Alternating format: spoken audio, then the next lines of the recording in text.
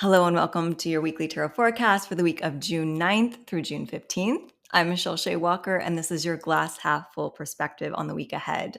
If you're a paid subscriber or if you tipped your reader this week, feel free to stick around until the end of the weekly forecast to see if you won the weekly personal reading. But if this week had a intro track, it would be Taylor Swift's Ready for It, because we have a week bookend by major arcana, which means that there's a lot of fate at play. We have some really interesting astrology happening, especially if you have Cancer in a major area of your chart, one of the inner planets or your ascendant. And we are really feeling that momentum of June starting to pick up if it hasn't felt like that already. So welcome. If you're new here, I'm so happy to have you. And if you have been around for a long time, I'm even more happy to have you here. And we are diving into the week with one of my favorite bits of astrology that's happening for the entirety of this year, which is Jupiter moving into Cancer. So I'm a Cancer sun sign. If you have Cancer, especially in your sun, moon, rising, or even in your Venus, Mercury, Mars, depending on what you're trying to manifest in your life right now, Jupiter into Cancer is huge. It's huge for all of us because Jupiter moving into Cancer means that Jupiter's in a planet or Jupiter's in a sign that it feels comfortable in, that it's really going to shine. Its qualities of expansion and growth and good luck are nurtured in the maternal sign of Cancer. But especially if you have it somewhere major flagged in your chart, it's an area that is going to be just burst wide open. And if you are new here, know that I love to take astrology and reflect upon the past to better gauge how we should react and move forward and plan for the future. And so when we look at Jupiter in Cancer, it changes signs approximately every 12 years. So the last time that it was there was June 2013 to July 2014. So I really want you to think back, or if you journal like I do, look back on that time of your life and see what was expanding for you at that time. Because while I feel like Jupiter's often called the planet of luck, when I did a little review of the 12 years ago Jupiter in Cancer experience, the buzzword was definitely expansion. It wasn't always comfortable. It didn't necessarily feel lucky at the time, but it did just exponentially help me grow and expand to the next level of my own experience. It is when I credit sort of my intuitive awakening. It was my Saturn return. It was a lot of transformational stuff happening in love and relationships for me. And I think that that is kind of the best way. Oh my gosh, there's a squirrel in the tree outside, and I love squirrels, and they're good signs for the ability to work and play at the same time. So that was a little tangent. But Jupiter in Cancer is a time to really allow yourself to expand. Now, I'm not as much of an expert in like how other planets line up with these transits, but I do know an astrologer online. I'll put it in the comments below or in the description below because I can't off the top of my head remember this astrologer's name. But they were talking about how the opposition to Pluto the last time Jupiter was in Cancer might have made it more uncomfortable for some people, depending on where it fell in your chart. So if you do think back to June 2013 to July 2014, and it feels like a really tumultuous time for you, don't get stressed. Don't fear this Jupiter in Cancer that's happening now because it is supposed to be an easier going time. So we're really thinking of how can we continue to expand? How can we continue to up level? And especially if you know what area of your chart, what house Jupiter or what house Cancer falls in your chart. Also helps to know what house Jupiter falls in your chart, but especially what house Cancer falls in your chart. That's going to dictate kind of the energy that's moving and expanding the most. However, again, if you have Cancer as one of your big three, it's going to be kind of across the board. I find that Cancer, the house that it's in, definitely feels affected by the movements through planets and things like that. But I, as a Cancer sun, feel like my entire life gets a blanket of whatever's happening in Cancer. It's not just about the house that it's in for me. So if it's one of your big three, there was a huge crack of thunder that just scared my cats. So if it's one of your big three, that is your sign to take this expansion seriously and maybe allow yourself to be a little caught off guard by what's going to be transformed, because it might just not be designated to the house that Cancer is in. I could go on and on about Jupiter in Cancer, but again, I want you to do your own self-reflection. Look back at June 2013 to July 2014 and look for the areas of positive growth. Even if it was like I had a really bad breakup during that time period that was really rough, but I was growing so much quicker than I had at any other time in my life. So look at the expansion that happened, even if it was happening around something that felt uncomfortable or heartbreaking, because that's the silver lining. We have a storm going on as I'm recording this, and we're looking for the silver lining in the gray clouds, the flash of lightning in the muck and the rain and the darkness. So that is your first assignment. If you want to go really extra credit with that self-reflection, especially if you do journal and have journaled for most of your life like I have, you can also take it back another 12 years for the last time that Jupiter was in Cancer before that, which would be, I don't know the exact dates, but around 2001 to 2002. So for me, that's around the time I was graduating high school and expanding and moving out into the world. So again, themes of expansion continue to come up. And the more that you can start to find the good in anything that felt a little bit in upheaval during those time periods, the more prepared your mindset will be for this Jupiter and Cancer expansion that's happening. And it is about a year, approximately a year, that this will be going on. So it starts Monday, but it's continuing for the next year. And it can be an incredibly lucky time period if you are willing to expand. So with that in mind, our card of the day is the Magician reversed. So I have two reads on this card that I think are going to be different based on who's listening, because I always read the reverse cards slightly different based on the energy that I pick up on the card. And I'm getting both readings I would normally give coming forward. And I think that it's like part of the audience, it's this message, the other part's this message. So please use your intuition and pick the one that works best for you. The first thing that I have to say about the Magician reversed is the more sort of like silver lining positive interpretation. And they're both positive because it's me. It's always going to be a glass half full perspective.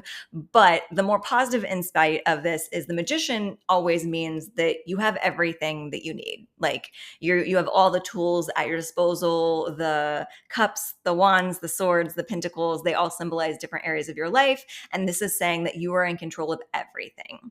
When we flip it upside down and I read it as an internal card, which is the first message that I have, it's telling us to remember that we hold it all within us. And that can both mean that you don't have to really be worried so much about the outside world supporting you, but it also can be that you need to carve out the time to tap into that inner magician.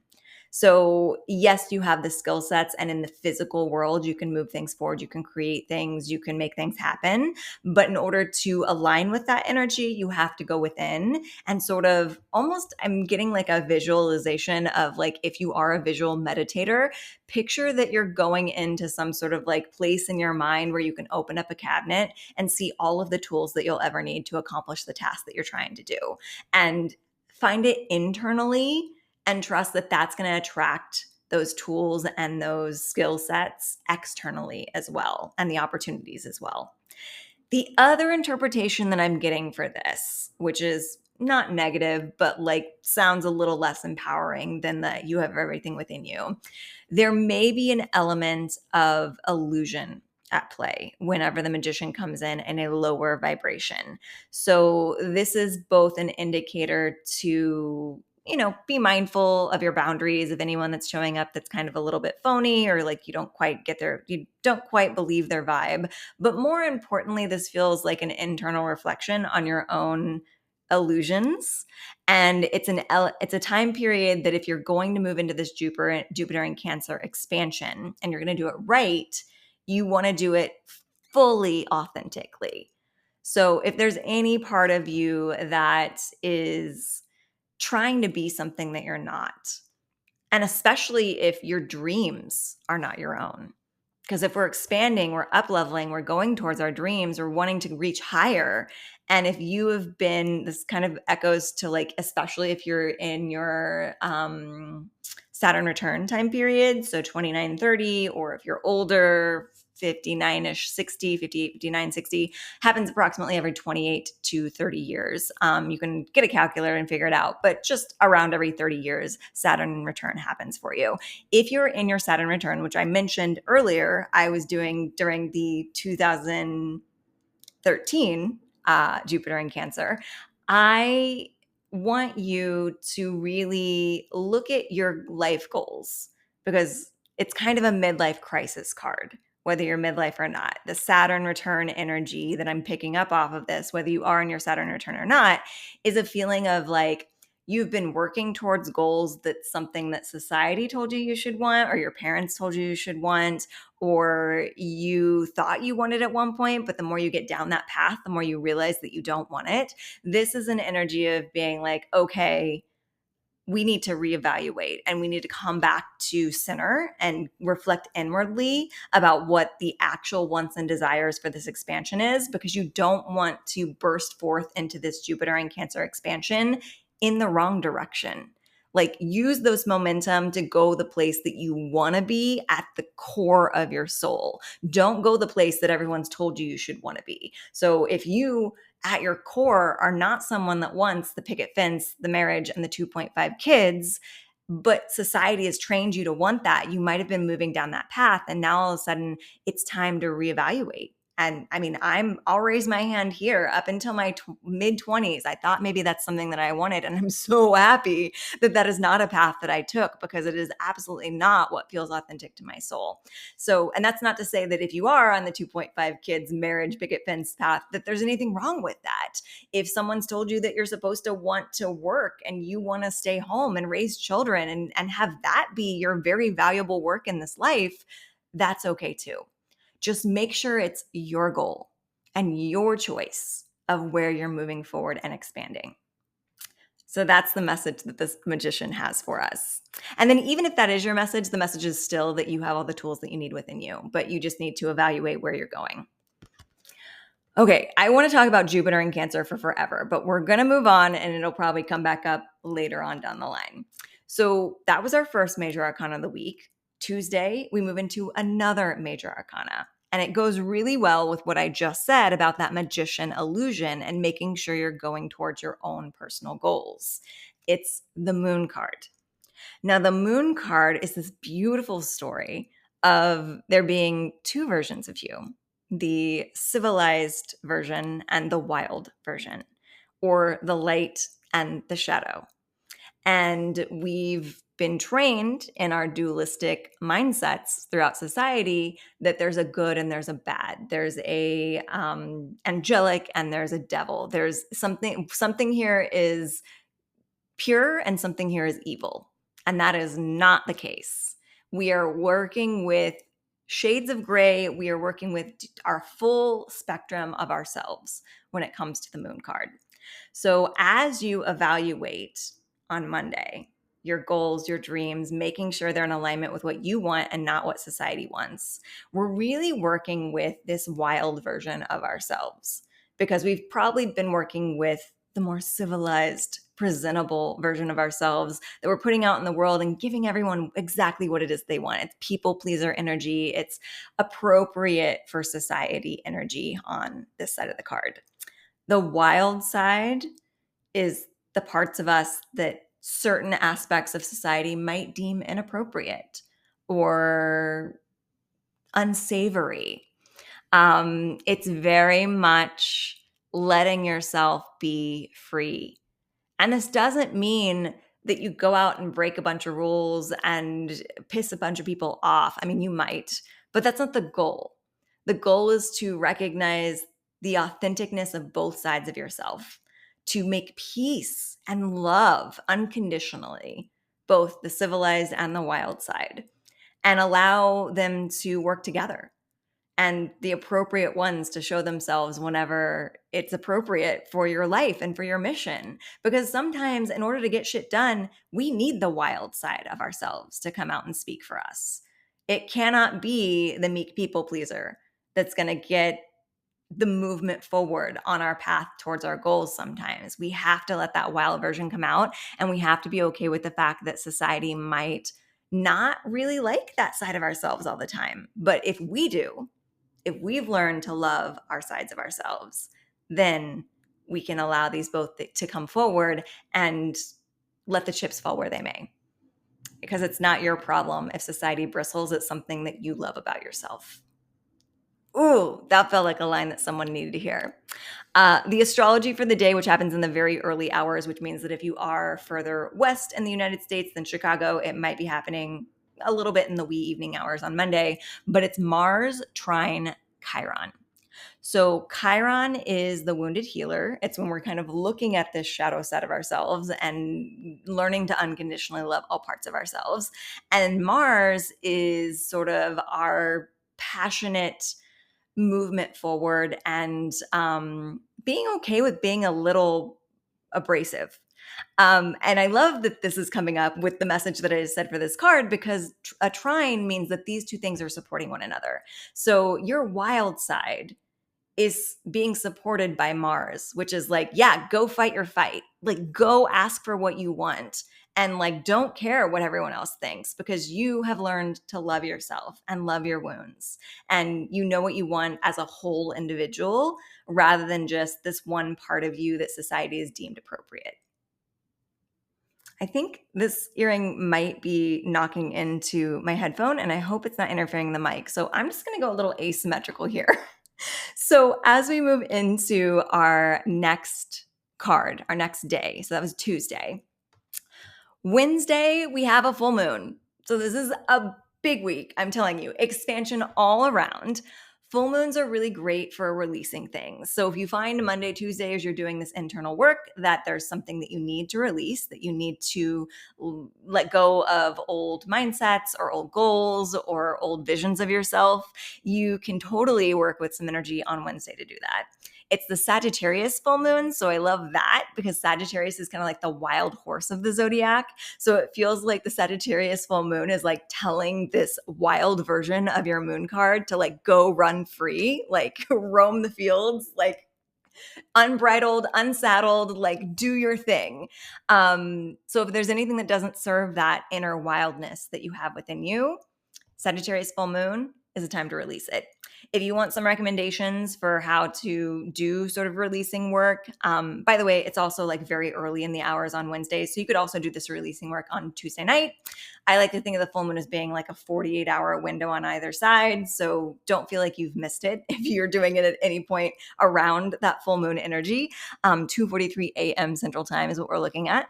And we are doing some rituals, if you want, that are very simple but very psychologically powerful. Because if you do any witchcraft, you know that it's just spicy psychology work.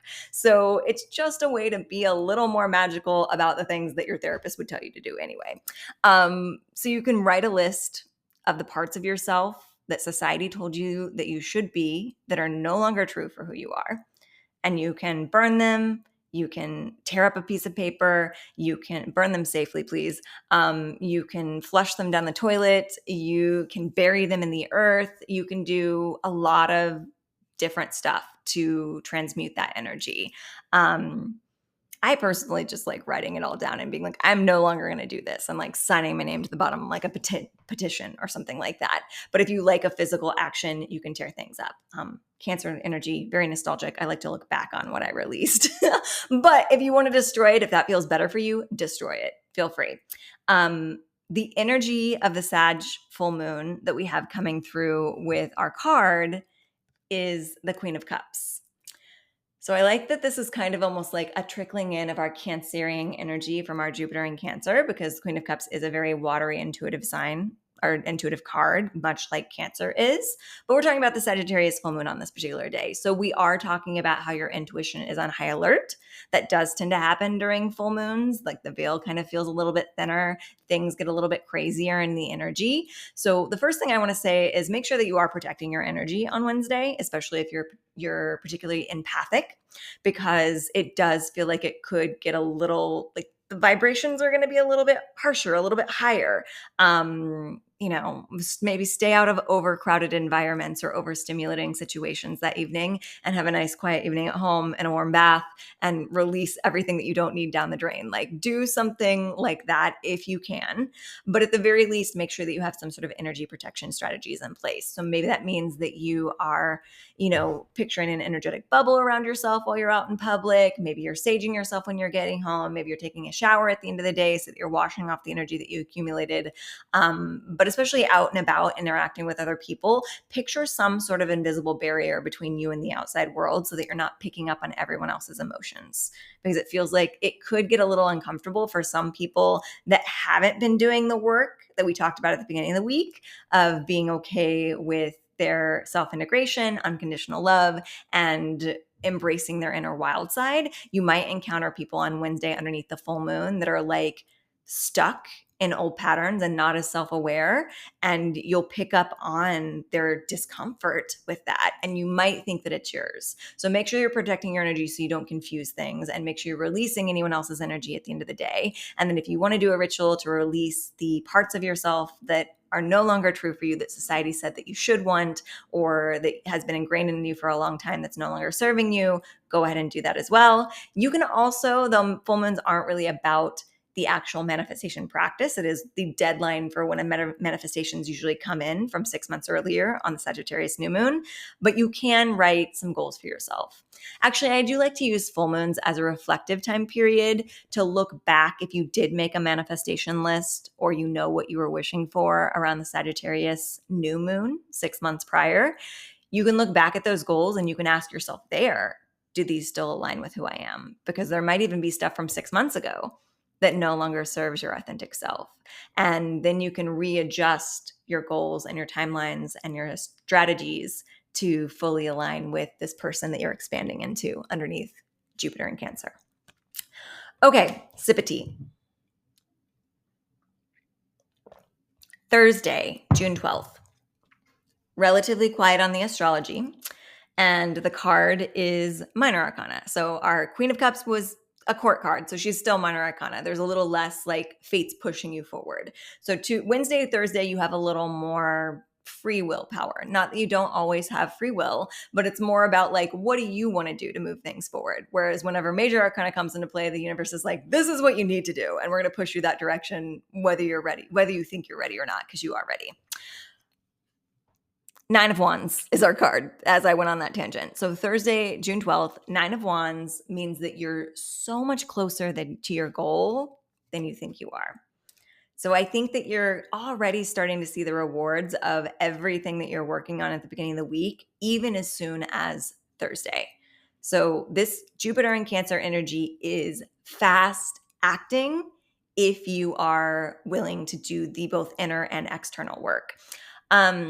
I am getting that Thursday there might be some loose ends that you want to wrap up. And I think I've said that a couple times throughout June's horoscopes. So there's a feeling of like something's slipping into alignment in the beginning of the week, and you're going to have an epiphany about a project that you've been working on. It could be that you decide that you don't want to do that project anymore and you scrap it, but more likely I'm getting the feeling that like there's an alteration that you were destined to make in order to make it right for you that you wouldn't have known to make prior to the beginning of this week. So it could be that you're in the midst of negotiating a contract and you need to put a clause in that contract that more aligns with who you've realized you are. It could be that you're working on a creative project and it's kind of that like, I think any creative knows that feeling of like you're trudging along on something and there's just not that flow. And you could find that the flow slips in on Thursday and you're like, oh, okay, now everything makes sense. I know how to complete this project. But be open to doing a little bit of work externally. on Thursday on moving a project forward and wrapping up some loose ends and maybe closing out a project if that seems possible at the time. But it means that you're almost done. Even if you don't close it out on Thursday, you're so close to the end. So like give yourself a little inner mini celebration and then keep moving forward and keep climbing that ladder because you're almost to the top. Moving into Friday. Guys, there's just so much major arcana coming up in this week. But first, we'll do the astrology. The astrology is a little bit more minor. It's not a conjunct. It's not a huge movement, but it's Mercury trine Lilith and the sun square the North Node. So trines are supportive, squares are a little bit abrasive. So Mercury trine Lilith means that our communication and our inner wildness is coming together in a little lucky kiss. So again, we're kind of echoing that feeling of being okay with our inner wild version of ourselves. This also, this is coming forward for someone, and I think it's important, especially because I know I am calling in certain age groups for a lot of the viewers on this channel. Lisa Lister is one of my favorite like spiritual teachers, especially regards to witchcraft. She has a great book called Witch, but she also has a great book called Code Red. And she is where I've learned everything that I know about the feminine menstrual cycle. So there's definitely a feeling of what she talks about in the stages of the menstrual cycle also echoes the stages of a woman-born body as it matures and progresses throughout life. And to not go into it deeper with the actual cycle stages, the stages that we're talking about are like a maiden mother crone type energy, but she has a maiden, I don't think she calls it mother, and then a wild woman, and then more like the crone energy. And the wild woman, because there's 4 stages of the cycle, the wild woman is kind of the stage of life that aligns with when a woman is going through perimenopause and menopause, and that like sort of area time period around menopause, which by the way, if you don't know, I just recently learned this last year. Menopause is 1 day. It's not like you're not menopausal after or before that 1 day. It's the 1 day that you realize that you haven't had a period in an entire calendar year. And that is the day that you're considered menopause. And then everything before that is premenopause. Everything after that is postmenopause. Just a little factoid for your day, because I feel like that's really important as a society that we get that correct. Because I think a lot of people going through sort of even a pre-perimenopause stage, where maybe you're not seeing the evidence of hormone shifting and things going awry. And by the way, even if you don't have a period, there could be a stage of your life that feels like this. It's the time period where, like, I love that Gen X is talking like crazy about this stage of life, because we're getting sort of an insight, me as an elder millennial especially, I'm getting little insights on like the good of it, of like, oh, you really just don't care what people think anymore. Because hormonally what's happening is you're just transitioning into another phase of life, another chapter. It's not about the death of your ability to reproduce, though that is occurring. You now are freed from that responsibility and moving into sort of like a wiser, sager energy. But the transition into that always feels like society is kind of like, we don't really know what to do with you anymore. And like that energy is really empowering for the individual, but kind of scary for society at large, because they're like, ooh, we can't control this woman with her fertility, and yet she isn't in like old age where we feel like we have a better handle on her.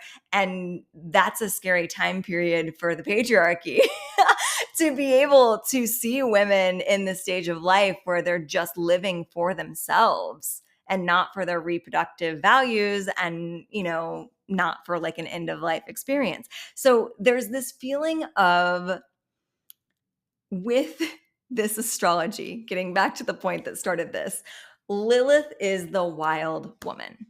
Lilith is this stage of life where, regardless of your gender, you don't give a fuck what anyone is going to think, or like what that projection of what you should be is. And it's realigning with that sensation of I know what I want, and I know myself, and I know that I can be the best version of myself without all the trappings that society has told me that I need. And that means that I can now be unpredictable in a way. And I can speak up for myself, and I can be against the things that society said that I should want that actually isn't that important, or like doesn't need to be for everyone. And like it is kind of an activist time period, regardless of what, I mean, not regardless, but depending on what because we're all activists in some way. And you do not have to think like you have to be a political activist or global activist or any of those things. You are called to the activism that is important and aligned with you. So for me personally, I feel I'm more called to be an activist around personal health and mental health and smaller packages that then echoes out into the world. So while I do have causes that I do support, that never calls to me as like my main platform. So just know that like your activism in this wild stage that you're going to be embracing may not look like what you've been taught activism should look like. And that's okay. It's about what aligns most with your core and your being. And that's the message that keeps echoing throughout this week. So Mercury trine Lilith in the wee morning hours on Friday, for some of you late in the evening on Thursday, is an opportunity to speak for that wild woman, person version of yourself that doesn't care what anyone else thinks, because you know what you think and you know what's important to you in your bones. I mean, there's a reason that Lilith is the mythology of getting kicked out of the Garden of Eden for breaking a rule. Like there's this for not wanting to follow rules, for not wanting to be lesser than Adam is the mythology behind that. So regardless of your gender, I know this has been very sort of like feminine leaning. So for the masculine leaning people that are listening as well, you also are dealing with this because we all have our divine feminine within us. So we're looking to embrace that feeling of rebellion, but rebellion not just for the sake of rebellion for the sake of our truest version of ourselves. And you might have the opportunity to communicate some of that on Thursday into Friday. So write it down, create, even if it's just for you, create your own little personal manifesto for your wild version of yourself. The Sun trine the North Node that happens a few hours after that gets a little more like, we're going to butt heads, because the sun is shining a light. It's a sense of self-identity. The North Node is our sense of purpose and our true north in this lifetime. And those two things squaring one another means that they're going to feel in a little opposition to one another. So you might find that as you start to identify more as this inner wild version of yourself, and you start to accept that version of yourself, you have a bit of a crisis of like an identity crisis is what this sun trine the North Node feels like. And it's kind of a good timing because the card on Friday is the Chariot. So again, we come back into our major arcana. The Chariot is a message of self-propelled action and movement forward towards your goals. The North Node is your goal. The sun is yourself. The Chariot is self-propelled movement towards a goal. So even though we have this little bit of a square where, again, we feel a little like we're having an identity crisis of like, oh, I didn't realize that the person I was trying to be is such in opposition to where I want to go. And then the Chariot comes in and reminds us that we are in the driver's seat. So we can change that sense of self and move more appropriately towards our goal. Or if you find that your goals, yourself was good, but your goals were not identifying with yourself, you can change your goals. Your true north is always going to be the same, but you might have thought that it was something different. And the more you identify as your true self, the more that goal, that true north is going to get clear, and you're going to know what direction to point your chariot of choice. In this case, it's a motorcycle. So this is a really empowering card. So Friday could be a really empowering day if you use the lessons that you've learned and the actions accordingly. I really do kind of want you to make like your inner wild version manifesto. Like, what does the part of you that's like, burn it all to the ground and I'm going to do whatever the hell I want have to say? What's their mission statement? And then how does that align you with your goals in maybe a different way than you were expecting? Okay. Let's move on. So on Saturday, the 14th, we have Venus opposite Lilith. So I talked about Lilith is our wild woman. Venus is the goddess of love and beauty. And that's not to say Venus is a pushover. Like, Venus is definitely not a pushover, but Venus would be what society deems as a more appropriate, like, encounter with especially feminine identifying energies. Whereas Lilith is the less appropriate one, and they're opposing one another in the sky. This is telling me that it's about integration of the entire spectrum of the divine feminine. Again, regardless of your gender. Your divine feminine is the creative part of you. It is the intuitive part of you. It is the both self-nurturing and others nurturing part of you. It is the version of you that exists kind of outside of the lines, especially in regards to Lilith. But in regards to the divine feminine in general, there's the kind of a analogy that like the divine feminine is the nucleus and the divine masculine energy, whether it be within ourselves or in external partnerships, is the container. And there's this feeling of like there's a lot of like electric energy going on in the divine feminine, and sometimes it can't be contained, which is why we need to learn how to contain it, not in a way that feels restrictive, but in a way that feels grounding for ourselves first. So you ground your own divine feminine energy. And in an ideal world, if you identify more as a divine feminine, you find a divine masculine that also knows how to ground you without tethering you. That's a whole other tangent for another time. So we have Venus opposite Lilith. So I think that this is less about like focusing on the butting of those heads and really thinking, how can I make these two parts of myself work together? Again, we come back to that moon card energy. This could be Venus and Lilith standing here on this moon card. So there's an energy of allowing them to work together rather than to seem like opposition of one another. It also might be helpful to know where Lilith is in your chart and where Venus is in your chart, because those two areas, both the houses and the signs, could tell you something about this energy that's coming through on Saturday that you're integrating. So for me, just an example, my Venus is in Lilo. My Venus is in Lilo.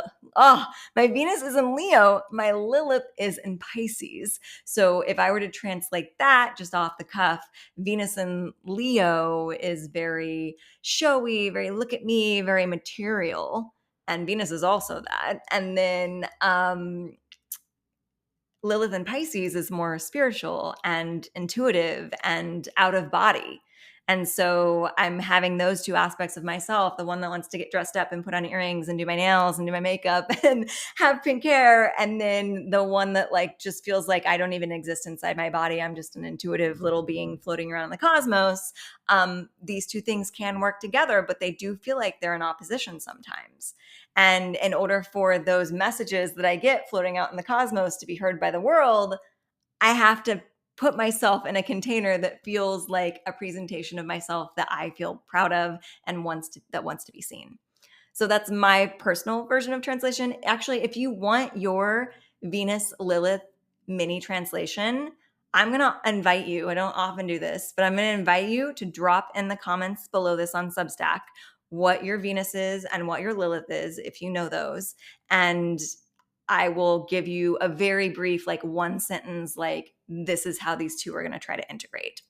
So that's your invitation for a free mini reading, even if you don't win the drawing at the end of this.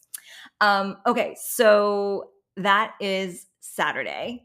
Saturday's card is so good for what I just said. And sometimes, someone asked me this week if I like plan out these readings ahead of time, and I pull the cards beforehand just so I'm not shuffling. And I kind of don't want to get completely caught off guard if I say something for the astrology and something else for the cards. But for the most part, I kind of am going through these cards live with you on this reading. Like I don't really have planned out what I'm going to say. And this is perfect for what I just said about finding that union, finding that balance between these two seemingly opposing forces, because the Temperance card is about finding balance and creating alchemy from things that seem impossible, like turning coal into gold is what the Temperance card is. Turning water into wine, if you want to use that analogy. Putting one foot on land and one foot in water and not losing your balance, because you are just this like angelic, magical being that can exist in two different worlds, as I just said with my Lilith and Venus comparison. So Saturday, you're learning to exist in two worlds, especially in regards to your divine feminine energy as it relates to your Venus and your Lilith. Sunday, we're moving into a couple squares. So we do in the week, we got a lot of momentum, a lot of work happening throughout the week. And we got this glowing energy with like Friday, Saturday, the chariot and the temperance energy of us being like, yes, I finally found the way to like shine my truest self and like balance everything out. And when we get to those places in our life, we're like, yes, I got it all figured out. The universe is like, what's underneath this rock over here? Now that you find your balance, like let's give you some more things to tackle. And I don't want that to be something that you fear. I want it to be something that is a sign that you did do good with that growth, or the universe wouldn't have turned over that rock because they wouldn't have thought you were ready for it. So we're going to turn over a rock on Sunday. We have two squares. We have Mars square Uranus. So Mars, again, is sort of our passion, conflict, fighting, also sex. Uranus is change, particularly global change. So we might see, and this is kind of early, 4:46 a.m., so it also could be kind of leaked over from the night before. We might see a little more fighting on the global stage going on Sunday, as if we need more of that. But in the general worldview, there might be a little more like butting of heads happening there, because again, squares make things a little more difficult to see clearly and see eye to eye. So our fighting and our ability to make change may not be working really well together at that time. Jupiter square Saturn is our other square. So the planet of expansion that just moved into Cancer on Monday is square Saturn, the planet of life lessons, which I actually mentioned in reference to Jupiter because I mentioned my own Saturn return and how that's kind of a Saturn return energy that's coming forward in the beginning of the week. So Jupiter square Saturn, the read I'm getting off of that is your expansion might feel like it's in conflict with the lessons that you've learned thus far in life, but it's actually not. It's kind of that energy of like, what analogy do I want to use here? There's something that wants to come forward here that's like, if you've had your heart broken a lot and you think you've learned a lot of lessons in regards to your love life, and you're supposedly taking those lessons into the next relationship, but you're actually just shutting yourself down from actually being open from love. Like it's kind of that energy that's coming forward with this Jupiter square Saturn. Like Saturn is our lessons and our ability to learn from our past mistakes. Jupiter is our ability to expand and stay open to abundance and luck and new things. And there's a feeling of like, there's something about what we thought we learned and we're doing good at that's actually like a coping mechanism or a trauma response. And Jupiter's trying to bust through that and make us expand into the actual grander lesson of things, which is usually something to do with unconditional love and being open to all energy. So that's happening at 9:35 a.m. Central Time on Sunday the 15th. So early morning hours, we got some squares. A card for the day, still going with that rock, is the Devil card.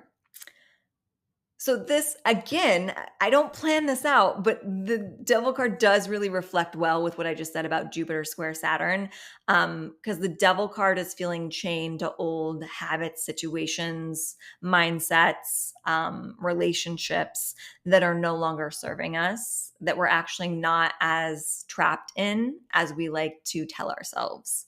So this is a calling of Jupiter wanting us to bust through the chains that we think Saturn, our life lessons, has placed upon us. Go big or go home is what just kind of dropped into my head. Like, go big or go home here. There's a feeling of like, don't settle is the biggest thing I'm getting from this card. Because I feel like whatever chains feel like they're wrapped around your neck here when you turn over that rock, you're gonna want to argue to yourself that you can't change that situation, that you can't walk away from it for whatever reason. We always have our excuses when we're trapped in fear. And there's a feeling of like Jupiter's like anything is possible. Like anything is possible. Follow your heart. So like if you're this is the analogy that this came through and I don't know if it's for a specific person watching, but like if you are in a location that you don't really like living in and you want to move somewhere else, but you're like, I'd have to break my lease and that's a big hassle. And I got to do all this stuff before the move and blah, blah, blah. Like there's always a way out.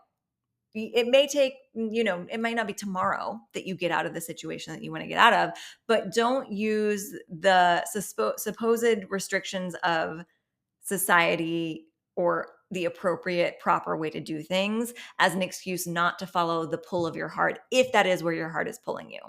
So if your heart is really pulling you to move somewhere and you're making all these logical excuses for why you can't go, Jupiter is coming in and being like, we're going to bust through that. Like people do impossible looking things all the time. Like people break their leases all the time. People move when they don't feel ready all the time. People make it work. And you make it work by following your intuition and your divine impulses and going to where you feel the most drawn. Because if you let yourself stay stuck and chained to a situation just because it doesn't feel like the easiest time to make this transformation that everything in you is telling you to make, you will encounter more unhappiness and more feelings of being trapped, and it will continue to snowball.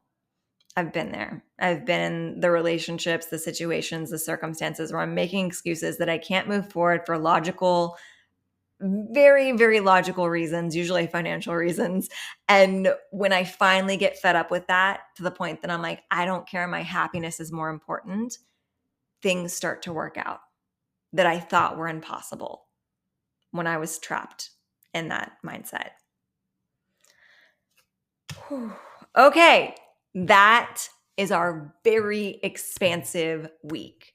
As I mentioned, we're bookended by major arcana. There are only 2 minor arcanas in this week. So you do have a little bit of room to kind of wiggle around and do your own thing Wednesday, Thursday. But the rest of the week, the universe is like, it's time.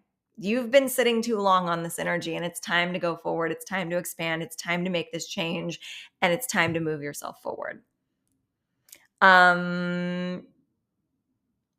Yeah, I think that's it for this.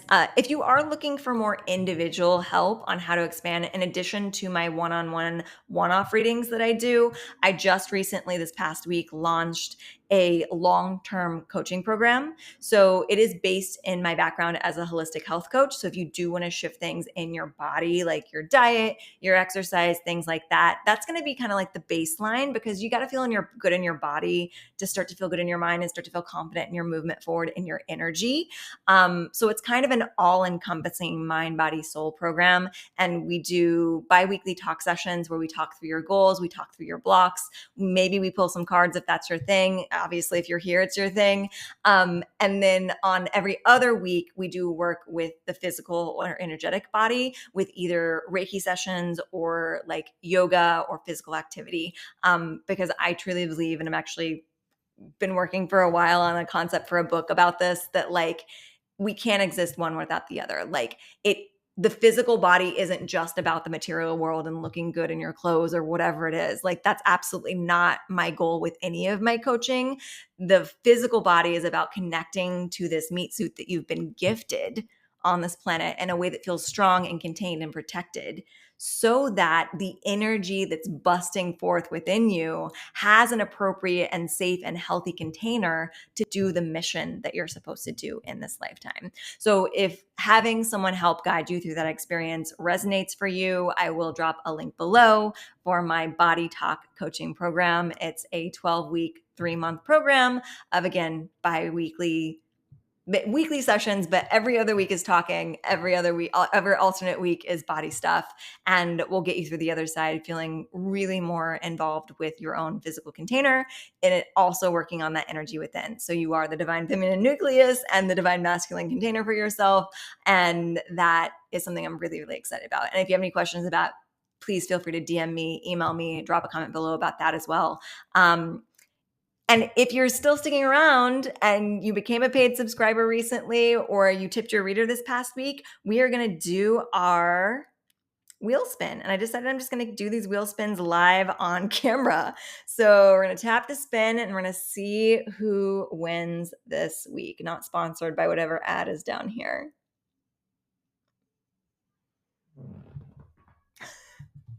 Holly, I mean, you guys, you saw me spin it. I'm not rigging this for my bestie to keep winning. But as you see, we're not spinning through a lot of names. So it's a good time to tip your reader this week or to become a paid subscriber on a monthly basis, or you can do the annual one and get it all done and be in all the readings for the rest of the year.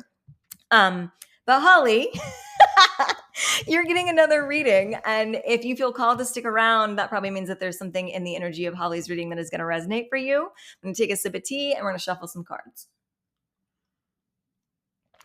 Okay, so, I picked up the Total Betty Goddess deck first, and I actually forgot to do a Total Betty Goddess in the last week's reading for a person that I said I was going to. So apologies for that. Holly, you've got a card that just fell out of the bottom of the deck. So we're going to take that as your first card before we even get into the tarot. And your card is Ishtar, which I love for our conversation around wild feminine energy and Venus and Lilith, because I actually kind of feel like Ishtar's energy was coming forward in my mind when I was talking about the duality of Lilith and Venus, because Ishtar to me kind of feels like a blend, like a really appropriate blend of like the wild Lilith energy and the sex and beauty energy of Venus, because she's kind of a template for Venus. If you ever study mythology, you'll see that there's just like a through line, sometimes really obvious, like when the Romans actually appropriate the Greek gods, but like it's almost like all religions are just telephoned throughout history. And you can see like, oh, that culture over there has a love and sex goddess, and this culture over here has a love and sex goddess. Ishtar is a Babylonian goddess, and she kind of feels like she's a predecessor of Venus and Aphrodite. And she is, but I like to think of her as like Venus with a little bit of edge. Not that Venus herself doesn't have edge, but like Venus is a softer love, beauty, sensuality. Ishtar is those things plus war. So she's the goddess of love, sex, beauty, and battle. And I love that combination. And I love that combination for this week's conversation. So Holly, you definitely, I'll text you. I'll text you personally and we'll talk about your Lilith Venus combination and integration that's happening this week, because it feels particularly appropriate for your Total Betty Goddess card. P.S. I'm kind of thinking about bringing the Total Betty 2.0 fundraising pre-order back.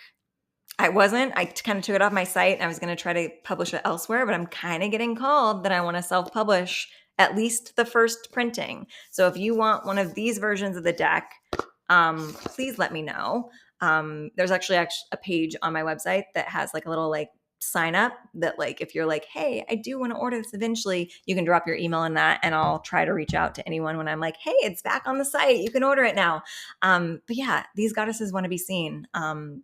It's a little bit different than the first edition. So if you own the first edition, there's 10 more cards in this one. And I'm super proud of this version of the deck, which is why I was going to look into, and I'm still looking into potential big publishers, but like, why not do it on my own? So if that calls to you, that's it. That was a tangent. Okay, let's go into, you know what? I'm going to do more Modern Witch for your cards, Holly. So we're going to exclude the weekly cards. I want to shuffle up a little, you know what? I usually do past, present, future. I'm getting the call to keep it more in the moment and do an energy and advice reading. So I think we're really looking at like this week, energy and advice. One of them fell on the floor. We'll get to that in a second. And that one also fell out. Okay, so this is going to be a hassle to do on camera because this chair is going to get caught in my desk. but I'm going to get it. Okay, Holly, your energy card, everything's moving, is the Knight of Wands. So this is about a passionate drive towards something, something creative, something spiritual, something that really calls to your soul, calls to your body, like it's like a full body sacral chakra experience that we're going with here. So this is like what gives you creative inspiration, what almost kind of like turns you on, like maybe not in a physical way, but like in that way that it's just like the creative energy is so juicy and so flowing that you can't help but follow through with it. This does feel like maybe even doing some like sensually based art. But whatever is like really pulling you forward, this is the energy of that. And the nights most of them tend to be a little bit faster energy of like, if there is an inspiration that's happening, please follow through on it. We don't want to like, when the muse comes to your bedside, you don't want to tell her you're going to fuck her later. That's Kurt Vonnegut, I think. There's a feeling of like inspiration is coming through and you don't want to ignore it. So please, please, please carve out time for your inspired passion projects, whatever that is. I do want to say creative project, but like if it doesn't call to you to be creative, there's something that's going to be inspired this week that you really want to follow through on. And the advice card is the Emperor. So this is very much like be your own badass boss energy. Like you are way more in control than you think you are of this thing that you want to drive forward to. So this is almost echoing back. I know this isn't like the exact situation we're talking about, but like when I was talking the devil card of like, if you're making logical excuses for why you can't do the thing that feels like it's calling to you from your soul, know that you always can, that you can make the impossible happen because you are the magician, you are the temperance, all of the chariot is on your side. It's about thinking outside the box. It's about recognizing that just because you can't do it in the way that you think you have to doesn't mean that you can't do it another way. And your intuition is definitely going to be telling you and directing you towards how to go about this process. And again, I do think that integration of the divine feminine, the wild side, the Lilith side, and the Venus side is really going to help you with this. And the biggest message that I got to say is like, don't let other people's opinions and rules rule you. Even those that you love and respect and admire, if your intuition is telling you to do something one way and like your mentor, your partner, your boss, whatever would do it another way, follow your intuition. And trust that you own that power because the Emperor can see things from a bigger perspective than some of the other people in their life. So it's like you're kind of like up on high on the mountaintop and you can see the entire lay of the land. So if someone calls you and is like, oh no, you can't do it that way, kind of remind yourself that like they can't see it from as high a perspective as you can. And again, follow the passion. Charge towards what makes you feel passionate and what lights you up and what makes you feel juicy. Yeah. Underneath the deck, 10 of Swords. There's a way of living, a way of doing things that's done that you are fed up with. It's making you feel burned out. And this passion is driving you towards a way of doing things that is going to light you up, is going to remove all these swords from you and make you feel reinvigorated and like a badass sex, love, and battle goddess. So I hope that served you well, Holly, and anyone else that decided to listen in. Thank you for all who are watching. And again, if you want to be entered into next week's personalized reading, you can join on the Substack as a paid subscriber, or you can tip your reader in the links below. Have a lovely, expansion, fate-filled, amazing, self-integrating, wild week.